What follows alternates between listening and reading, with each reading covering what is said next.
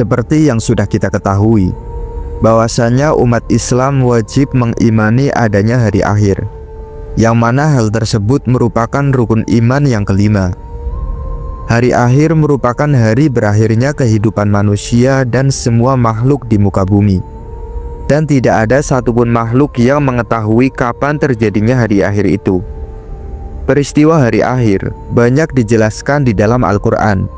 Juga sangat banyak hadis yang menjelaskan tentang akan datangnya hari akhir atau kiamat. Salah satu hadis sahih yang berkaitan dengan kiamat adalah hadis yang diriwayatkan oleh Imam Muslim, juga diriwayatkan oleh beberapa perawi hadis lainnya. Dari Hudzaifah bin Asid Al-Ghifari, beliau berkata, Rasulullah Shallallahu Alaihi Wasallam menghampiri kami saat kami tengah membicarakan sesuatu. Kemudian beliau berkata, "Apa yang kalian bicarakan?" Kami pun menjawab, "Kami sedang membicarakan kiamat."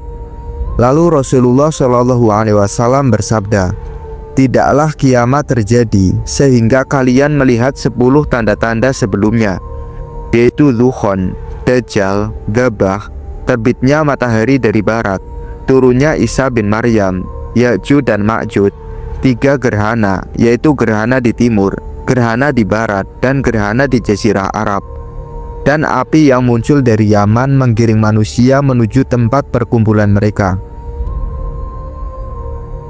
Terkait urutan terjadinya tanda-tanda kiamat tersebut, para ulama berbeda pendapat. Ada ulama yang mengatakan bahwa tanda pertama adalah terbitnya matahari dari barat. Hal ini disebutkan dalam riwayat Imam Muslim dari Abdullah bin Amr yang artinya, "Saya hafal dari Rasulullah bahwasanya beliau bersabda bahwa tanda kiamat yang pertama kali muncul adalah terbitnya matahari dari barat." Ada juga yang menyebutkan dalam riwayat Imam Bukhari yang terjadi pertama kali di antara tanda-tanda tersebut adalah api yang menggiring manusia, sebagaimana hadis dari sahabat Anas yang artinya, Rasulullah Shallallahu Alaihi Wasallam bersabda, "Tanda kiamat yang pertama kali muncul adalah api yang menggiring manusia dari timur menuju barat."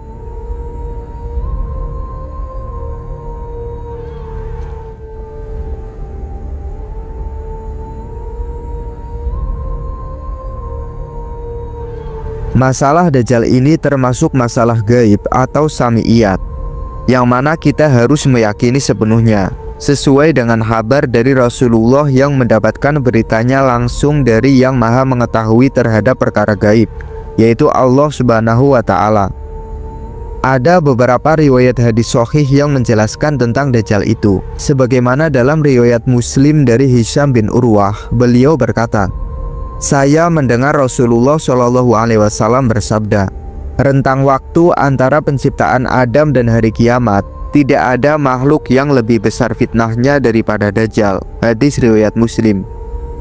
Juga hadis dari Abdullah bin Umar radhiyallahu anhuma bahwasanya beliau berkata, Rasulullah berdiri di depan para sahabat, maka Rasulullah memuji Allah. Kemudian beliau menuturkan tentang Dajjal. Kemudian beliau berkata, "Aku mengingatkanmu, dan tidaklah setiap nabi kecuali pasti mengingatkan kaumnya tentang Dajjal. Tetapi akan kukatakan kepadamu perkataan yang tidak pernah dikatakan oleh para nabi kepada kaumnya. Sesungguhnya Dajjal itu bermata satu, dan Allah tidaklah bermata satu." Hadis riwayat Bukhari dan Muslim. Pendapat para sahabat dan ulama yang mutabar atau otoritatif bahwa Dajjal itu adalah satu orang. Ia seorang Yahudi. Ia keluar dari Khurasan atau Asbahan. Sebelum muncul Dajjal akhir zaman, juga akan banyak muncul Dajjal-Dajjal sang pendusta, sebagaimana yang diterangkan dalam hadis dari Hudzaifah bahwasanya Rasulullah Shallallahu Alaihi Wasallam bersabda yang artinya, "Dalam umatku ada 27 para pendusta, yakni para Dajjal.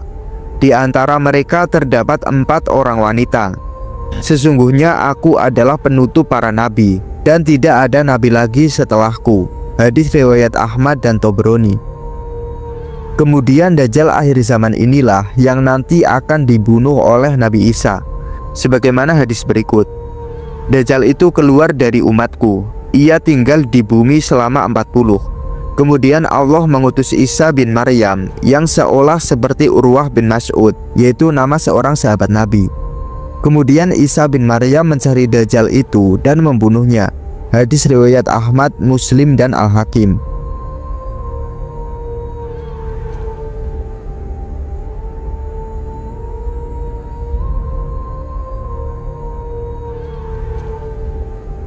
Dari Anas radhiyallahu an bahwasanya Nabi Shallallahu alaihi wasallam bersabda, "Tidak ada seorang nabi pun kecuali telah memperingatkan umatnya tentang si juling pembohong.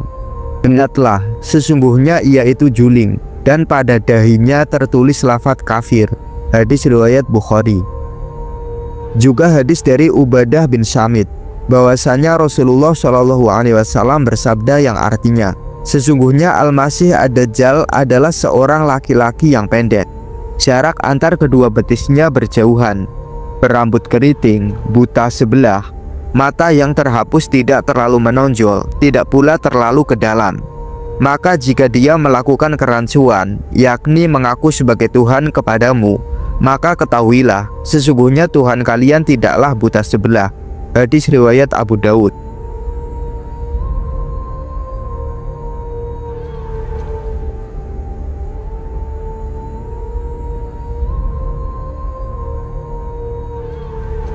Makna Al-Masih dapat berubah sesuai konteksnya, seperti pada kata Isa dan Dajjal yang memiliki makna berbeda. Kata Al-Masih yang dikaitkan dengan kata Isa, yaitu Al-Masih Isa bin Maryam, maka memiliki arti orang yang benar. Demikian menurut Abu Haisam.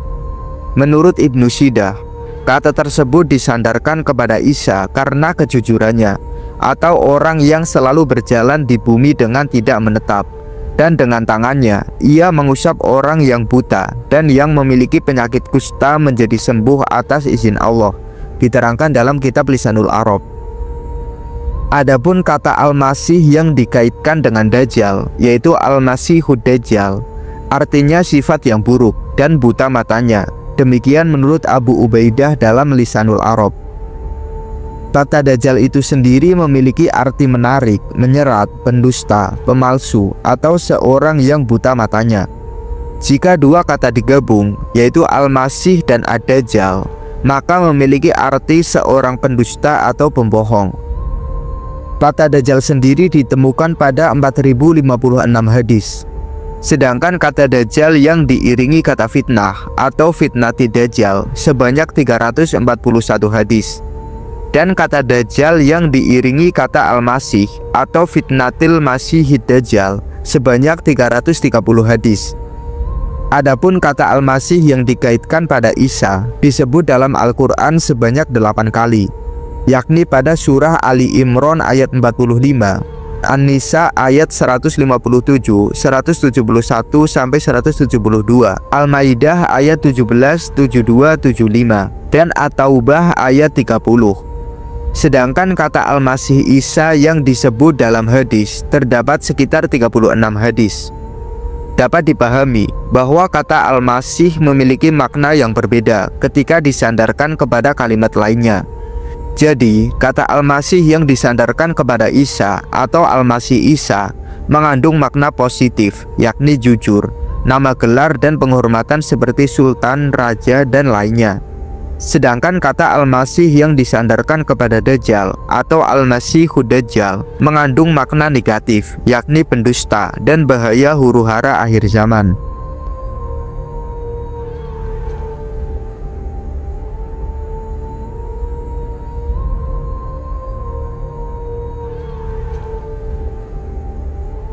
Dalam hadis yang diriwayatkan dari Abu Bakar, bahwasanya Rasulullah bersabda yang artinya, "Sungguh Dajjal itu akan keluar dari sebuah negeri di timur bernama Khurasan, yang akan diikuti oleh orang-orang yang wajahnya seperti perisai."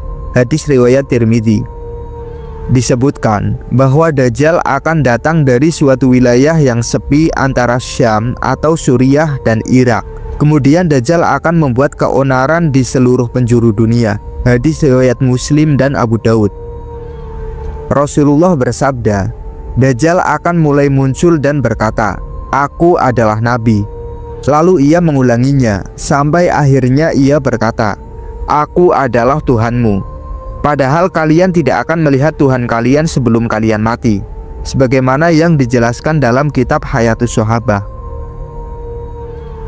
Dajjal akan diikuti oleh 70.000 Yahudi Khurasan. Dia akan keluar membuat kerusakan selama 40 hari. Satu hari pertama seperti setahun, hari kedua seperti sebulan, hari ketiga seperti 1 minggu, dan sisa harinya seperti hari-hari biasanya.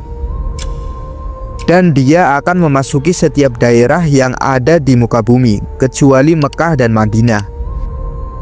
Dajjal ini diberi sebuah kelebihan oleh Allah Subhanahu wa Ta'ala, yang mana kelebihan tersebut tidak bisa dilakukan oleh manusia biasanya. Jikalau Dajjal memerintahkan langit untuk menurunkan hujan, maka seketika itu pula hujan akan turun. Dan jika ia memerintahkan bumi untuk menumbuhkan tumbuhannya, maka seketika itu pula bumi akan menumbuhkan tumbuh-tumbuhannya. Jikalau dia masuk ke suatu daerah, lalu ia mengaku sebagai Tuhan, dan orang-orang mengimani bahwa dia adalah Tuhan, maka wilayah tersebut akan menjadi subur, ternak mereka menjadi gemuk-gemuk, tiada kelaparan di daerah tersebut. Dan jika orang-orang tidak mengimani jika dia adalah Tuhan, maka wilayah tersebut akan menjadi gersang, langit tidak menurunkan hujan, hewan ternak mati, dan kelaparan akan menimpa mereka. Rasulullah Shallallahu Alaihi Wasallam bersabda, "Jikalau kalian mendengar bahwa Dajjal keluar di suatu daerah, maka menghindarlah, walaupun kalian harus lari ke gunung. Tetapi jika seseorang di antara kalian tertangkap olehnya, maka kokohkanlah iman kalian, walaupun kalian harus dibunuh. Jangan sampai seseorang di antara kalian berkata, 'Imanku sudah sangat kuat, aku akan melawan Dajjal.' Karena bisa saja dia yang mengatakan seperti itu, justru pada saat bertemu Dajjal, dia malah menjadi pengikutnya." Diceritakan bahwasanya nanti akan ada seseorang yang mengaku bahwa imannya sudah sangat kuat dan kokoh. Lalu ia pun mendatangi Dajjal. Baru saja ia berhadapan dengannya, seketika itu hilang seluruh iman yang ada pada dirinya, dan dia pun menjadi pengikut Dajjal. Dajjal ini nanti akan membawa api di tangan kanannya dan air di tangan kirinya. Dan jika kalian bertemu dengannya, maka pilihlah yang berada di tangan kanannya, yaitu api. Sekalipun kalian harus dilemparkan ke dalam api itu, maka ketahuilah bahwasanya api tersebut adalah surga bagimu, dan air yang berada di tangan kirinya adalah neraka yang teramat panas. Sampai suatu ketika Dajjal akan mendatangi seseorang yang telah kehilangan hewan ternaknya. Lantas Dajjal berkata kepada orang tersebut, "Bagaimana jika aku hidupkan kembali untamu? Apakah kamu akan mempercayai jika aku adalah Tuhanmu?" Orang itu lalu mengatakan, "Iya." Lalu datanglah setan yang menjelma menjadi unta yang gemuk dan kantong susunya sangat penuh. Lalu Dajjal juga mendatangi seseorang yang telah ditinggal oleh keluarganya. Kemudian dia berkata, "Jika aku hidupkan kembali keluargamu, apakah kamu akan mengimani jika aku adalah Tuhanmu?" Lantas orang itu berkata, "Iya." Lalu datanglah setan dengan menjelma menjadi saudaranya dan berkata, "Ikutilah dia, dia telah menghidupkanku kembali. Sesungguhnya dia adalah Tuhanmu." Lalu orang tersebut pun beriman kepada Dajjal dan menjadi pengikutnya. Sesampainya Dajjal di Mekah lalu ke Madinah, dia tidak bisa masuk ke dalamnya, sebagaimana hadis dari Anas bin Malik bahwasanya Nabi Shallallahu Alaihi Wasallam bersabda yang artinya, "Tidak ada satu negeri pun yang tidak akan dimasuki Dajjal kecuali Mekah dan Madinah, karena tidak ada satu pintu masuk pun dari pintu-pintu gerbangnya kecuali ada para malaikat yang menghalanginya. Kemudian Madinah akan berguncang sebanyak 3 kali sehingga Allah mengeluarkan orang-orang kafir dan munafik dari sana." Hadis riwayat Bukhari. Karena Dajjal tidak bisa memasuki Madinah, maka dia pun naik ke atas sebuah bukit. Lalu dia berkata kepada para pengikutnya, "Apakah kalian melihat istana putih itu?" Yakni menunjuk ke Masjid Nabawi. Berkatalah para pengikutnya, "Iya, tentu saja kami melihatnya." Lalu Dajjal kembali berkata, "Itu adalah istana Muhammad." Lalu Dajjal menghentakkan kakinya ke bumi dan terjadilah gempa di kota Madinah.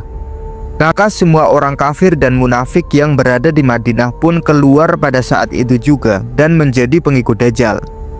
Dan tersisalah orang-orang yang hatinya bersih dari kemunafikan yang berada di dalam kota Madinah.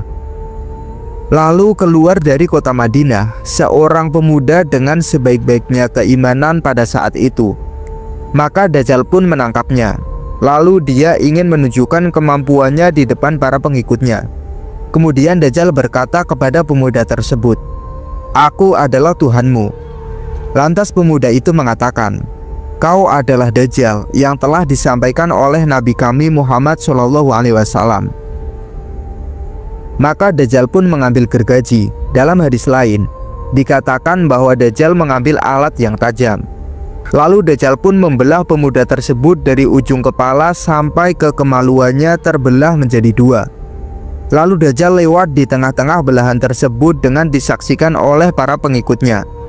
Pengikutnya pun bersorak-sorak kegirangan dan menganggap bahwa Dajjal benar-benar Tuhannya.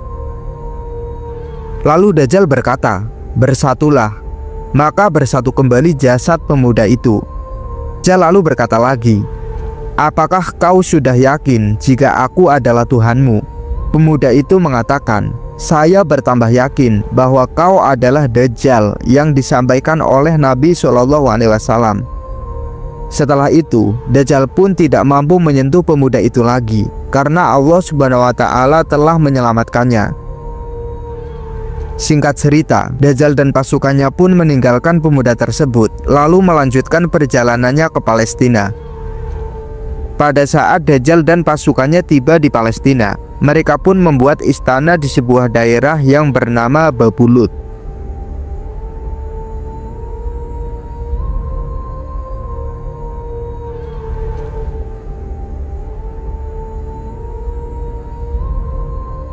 Nabi Muhammad SAW bersabda, "Jika kalian telah melihat bendera hitam yang keluar dari Khurasan, maka datangilah dia, walaupun harus dengan merangkak di atas salju, karena di sana ada Khalifah Allah, yaitu Al-Mahdi." Hadis riwayat Hakim. Dari riwayat Abdullah bin Harits, Rasulullah SAW bersabda, "Manusia akan keluar dari arah timur mengikuti Al-Mahdi. Pada masanya, hujan akan banyak turun dan bumi mengeluarkan simpanannya, menumbuhkan tanaman-tanaman, harta berlimpah, dan banyak ternak." Hadis riwayat Ibnu Majah. Dan di saat Dajjal dan pasukannya membuat istana di Babulut, dalam waktu yang bersamaan, di kota Madinah sedang berkecamuk. Semua kaum muslimin sepakat keluar dari Madinah untuk mengejar Dajjal dan membunuhnya. Lalu, keluar dari kota Madinah satu orang yang namanya persis seperti nama Nabi Muhammad, yaitu Muhammad bin Abdullah, sebagaimana sabda Rasulullah SAW yang artinya, "Bumi ini akan penuh dengan kesemena-menaan dan kezaliman." Pada saat itulah Allah mengutus seorang laki-laki dari keturunanku, namanya persis seperti namaku. Ia akan memenuhi bumi dengan keadilan dan kemakmuran, sebagaimana bumi dulu telah dipenuhi dengan kezaliman dan kesewenang-wenangan. Hadis riwayat Ahmad. Lalu Allah Subhanahu wa Ta'ala mengubah dia dalam sehari semalam saja menjadi orang yang sangat alim, orang yang sangat faham agama dan bijaksana. Lalu orang-orang Madinah pun datang kepada laki-laki tersebut dan berkata, "Engkau adalah keturunan Rasulullah. Pimpinlah kami untuk berperang melawan Dajjal." Maka dia pun menolaknya. Kemudian dia pergi menuju ke Mekah dan diikuti oleh 300 orang pertama dari kota Madinah.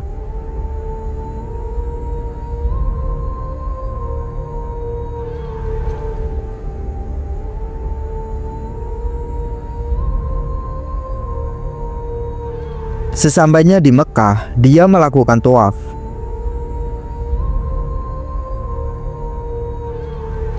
Lalu setelah selesai tawaf, semua kaum muslimin menunjuk dan membaiat laki-laki tersebut dan mereka berkata, engkau harus memimpin kami." Dan lelaki ini mempunyai julukan Al-Mahdi, yang kemudian dikenal dengan Imam Mahdi. Maka terbentuklah pasukan jihad yang mengejar Dajjal menuju ke Palestina.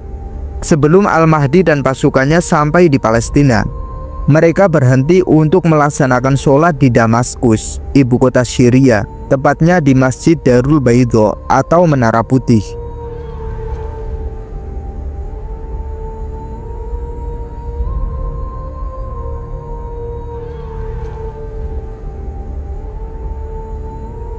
Lalu, pada saat Imam Mahdi dengan pasukannya hendak melaksanakan sholat, tiba-tiba Nabi Isa turun dari langit, sebagaimana yang diterangkan dalam hadis yang artinya, saat seperti itu, tiba-tiba Isa putra Maryam turun di sebelah timur Damaskus di Menara Putih, dengan mengenakan dua baju, seraya meletakkan kedua tangannya di atas dua malaikat.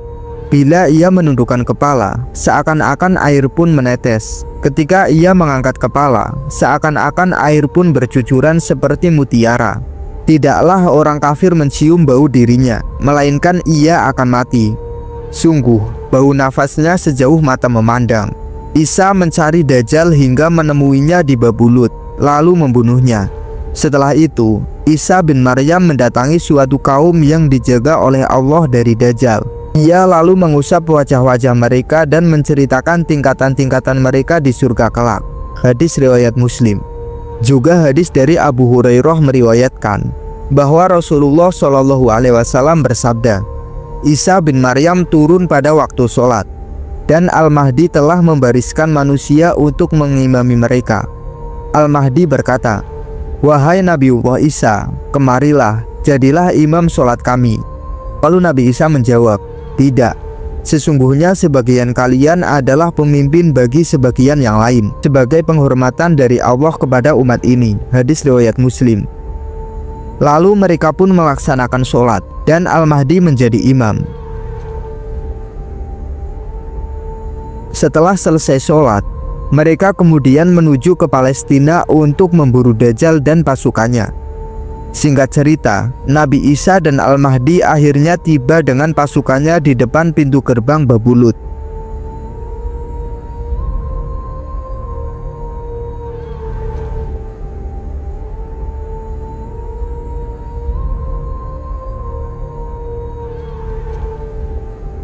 Setelah Nabi Isa dan Al-Mahdi tiba dengan pasukannya di depan gerbang Babulut, di situ orang-orang Yahudi tidak mengenali Nabi Isa dan Al-Mahdi. Lalu mereka berkata kepada Dajjal, "Ada pasukan yang mau menyerang kita." Dajjal pun mengatakan, "Bukakan pintu gerbang, mereka tidak akan mampu melawan kita." Lalu dengan sombongnya, Dajjal pun menunggu di depan pintu gerbang. Dan pada saat dibukakan pintu gerbang, Dajjal pun sangat kaget, karena dia melihat bahwasanya Nabi Isa berada di dalam pasukan itu.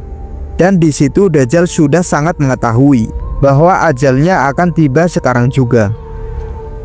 Begitu Dajjal melihat Nabi Isa, seketika itu pula dia berlari dengan badannya yang meleleh di depan para pengikutnya.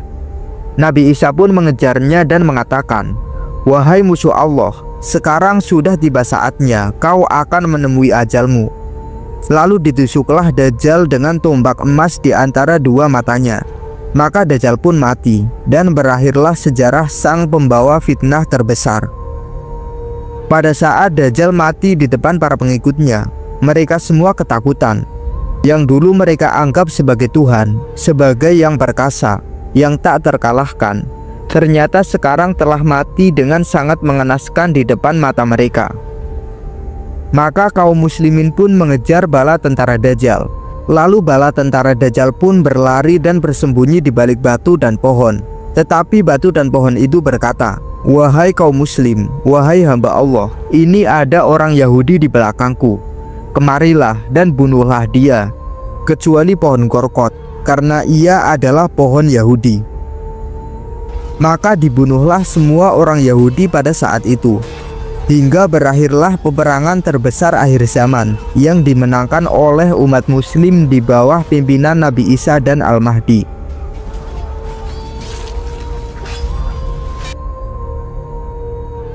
Setelah itu, Isa bin Maryam mendatangi suatu kaum yang dijaga oleh Allah dari Dajjal. Lalu ia mengusap wajah-wajah mereka dan menceritakan tentang tingkatan-tingkatan mereka di surga kelak. Dikatakan pula bahwasanya Nabi Isa akan menghancurkan semua salib yang ada di muka bumi dan membunuh semua babi, hingga tidak akan dijumpai satu babi pun yang masih hidup di masa itu. Nabi Isa tidaklah membawa syariat baru, melainkan ia akan menerapkan syariat yang dibawa oleh Rasulullah SAW, yaitu syariat Islam. Lalu Nabi Isa alaihissalam memimpin di muka bumi. Setelah itu, kehidupan penuh dengan kemakmuran dan juga kedamaian, sehingga tidak akan ada permusuhan di antara dua orang pun. Nabi Muhammad SAW juga bersabda, "Sangat beruntung kehidupan setelah turunnya Al-Masih. Sangat beruntung juga kehidupan setelah Al-Masih. Langit diberi izin untuk menurunkan hujan, bumi diberi izin untuk menumbuhkan tumbuhan. Sampai-sampai seandainya engkau menaburkan biji di atas batu yang halus, niscaya biji itu akan tumbuh. Tidak ada kekikiran, tidak ada kedengkian dan kebencian. Setiap binatang yang berbisa dihilangkan bisanya.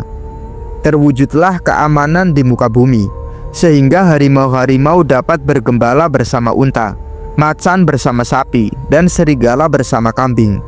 Bahkan anak-anak bermain ular dan tidak membahayakan mereka." Hadis riwayat Abu Daud.